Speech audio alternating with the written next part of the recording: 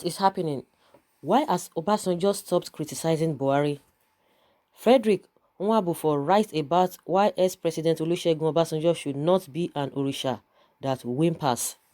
On December 12, 2013, I woke up to Olusegun Obasanjo's "Before It Is Too Late," a caustic letter to former President Goodluck Jonathan. In the 18-page missive, Ebora Owu diced Jonathan like a sushi chef. Obasanjo delineated 10 reasons he chose to drag Jonathan before the public square for some good spanking. He said the former president must move away from advantly or inadvertently dividing the country along weak seams of North-South and Christian-Muslim, and that nothing should be done to allow the country to degenerate into economic dormancy, stagnation, or retrogression. He also said some of our international friends and development partners are genuinely worried about signs and signals that are coming out of Nigeria. Really, Obasanjo said something profound in the letter, profound for its apostiness in the current administration. He said, those who advise you to go hard on those who oppose you are your worst enemies. Democratic policies admit that it's permissive of supporters and opponents. When the consequences come, those who have wrongly advised you will not be there to help carry the can. Egypt must teach some lesson. Arguably, that modern letter to Jonathan sealed the coffin of the administration nail by nail, for it handed the opposition the mortar for combat and mobilized mass consciences against the government. However, I have observed that Ebora Owu may be losing prolificacy, or perhaps he has cowered to intimidation by the Buhari administration. Could this be Orisha be afraid? Although he wrote a less virulent open letter to President Muhammadu Buhari on the parlous state of security in the past and did not dither in belittling the president's incompetence, he suspended the pastime and even stopped making critical comments on the administration after agents of the regime went to Atiku Abubakar's in-law. Obasanjo supported Atiku, who was the presidential candidate of the People's Democratic Party in the last election. In August, the Economic and Financial Crimes Commission arraigned Abdullahi Babalele, Atiku's son-in-law, for allegedly laundering for $140,000 in the build-up to the election. Obviously, Obasanjo is the target of this case. Now, hear the story. On November 12th, Bashar Mohammed, an associate of Babalele, told a federal high court in Lagos that Atiku's son-in-law gave Obasanjo the naira equivalent of $140,000. Mohammed, who was the first witness of the EFCC, described himself as a close friend of the accused, while being led in evidence by Rotimi Oyedepo, EFCC prosecutor. Mohammed detailed how he delivered the money to the former president at his residence in Ogun State. He said Babalele called him sometime in February, asking him to deliver a message to an elder statesman. He said on Babalele's request, he supplied 2 bank accounts, which were credited with the said sum. He said, when I got to the gate, somebody came and took me inside where I met former President Olusegun Obasanjo and delivered the message. If my hunch is right, this case and other devices of the regime are what is obstructing the voice of the Orisha from debunking the evil in the land. I believe Obasanjo now has an assuring experience of how leather and ruthless the Buhari administration can be. In fact, Buhari once vowed to investigate the $16 billion Obasanjo allegedly spent on power. He said, the previous government mentioned on their own that they spent $16 billion on power, but you are better witnesses than myself. Where is the power? Where is the money? We will follow them. Eventually, God willing, we will catch them and get our money back. The government was reported to have spent $16 billion on power projects between 1999 and 2007 when Obasanjo was president. The Buhari administration brooks no opposition. It employs scare artifice and threat to win submission, and most times it dispatches violence to coerce surrender. Strong critics of the government are either held in DSS custody against an order of the court, or they are threatened, scandalized, and harassed. More vigorous voices are needed in the face of this relentless assault on the collective whole. But really, it now appears the wailing days of Obasanjo are over. The new comments he has made on the Buhari administration recently are complimentary. In Yoruba cosmology, the Orishas are a fount of power, justice, order, and balance. I do not think Shango will run away from a fight. Obasanjo should not be an Orisha that whimpers. In Nigeria, anything can happen. With the trend of what is happening now, that if you say anything, you will be grabbed, or you will be framed. But by and large, I don't think if Obasanjo, if he had not done anything wrong, because what I have discovered mostly now is that majority of all these politicians, majority of them, their hands are not clean. They know themselves. They know what they have done in one way or the other. It's just like they are just piling it up. Any day you dare to speak one thing, and they will just bring it out. They will just bring it out.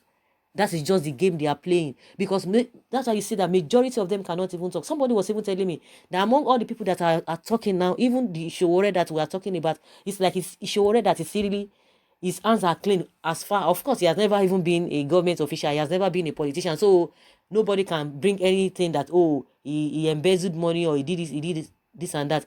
The only thing the government is trying to pinch on him is this issue of money laundering and all of that, and the guy explained everything, and with all the things, what the charges they are bringing up against him, they can't even hold water.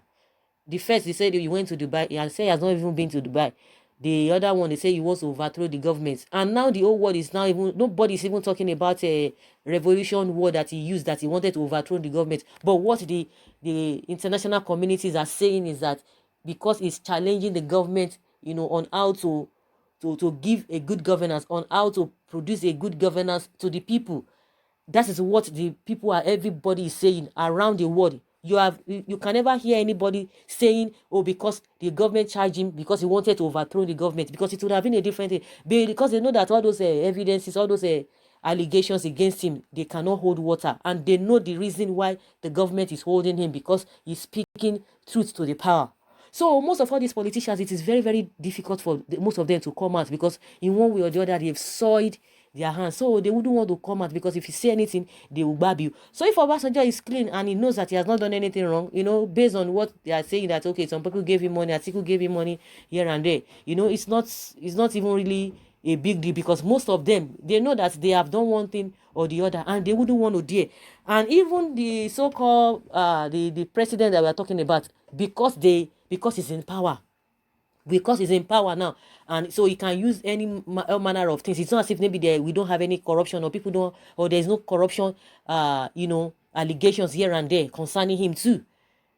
Even just of recent, we heard about the somebody who is the AD to the wife, saying, oh, the collecting how much 2.something billion naira before, using the president's wife to commit some sort of a whatever. Up until now, the whole thing was just swept under the carpet. If they want to really dig into that thing, you see that a lot of heads will roll. And recently, one of Buhari's aide that was caught in UK airport, and he was seen with £100,000. He was deported, and the money was collected back from him. And he said from the little confession he made that he was going to give that money to somebody in London, and that time was the president's wife was in London. So if they really want to go into all of those details, you see that in one way or the other, one or two persons will be, will not escape it. So it's always like that. But because they are in power now, so they can use all manner of things to suppress anything.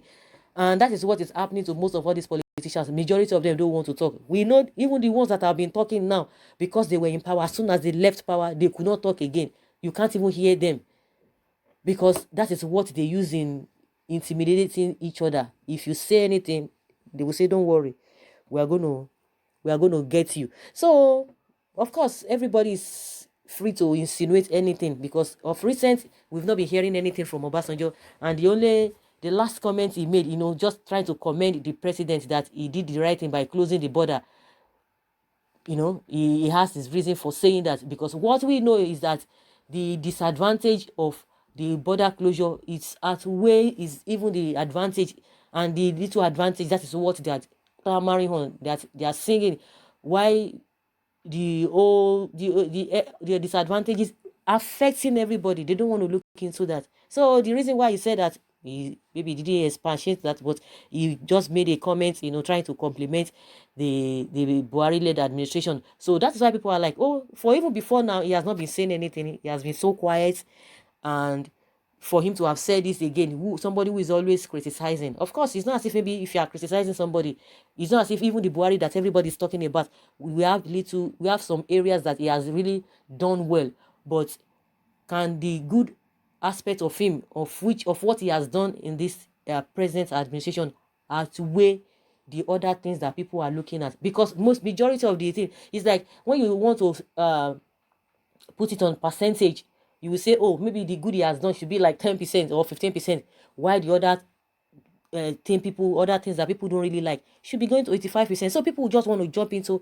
that. It's not as if maybe in one way or the other he has not been able to, shed light in some areas, but by and large, overall, people don't want to look at that, because what people are seeing, the negative side of him that people are seeing, is even more than the positive side. So that's just my own opinion. And concerning what Frederick Nwabufor has said, you know, that is his own observation from what has been happening, from the happening of things, and the way these politicians have been going about all of these things. But what we know for sure, what you are experiencing in this administration, and we know what everybody is experiencing when you talk about the economy, the security, and what have you. Everybody knows what is happening. If that is what you want, good and fine, and you'll be able to place the right thing at the right place, and nobody is ready to say anything. Like we said, most of all these politicians, they don't want to, some of them don't want to come out, because if you say anything, they have your records, because they themselves, in one way or the other, they have done wrong, and they have their records, and that's why you dare not say anything. Before you know,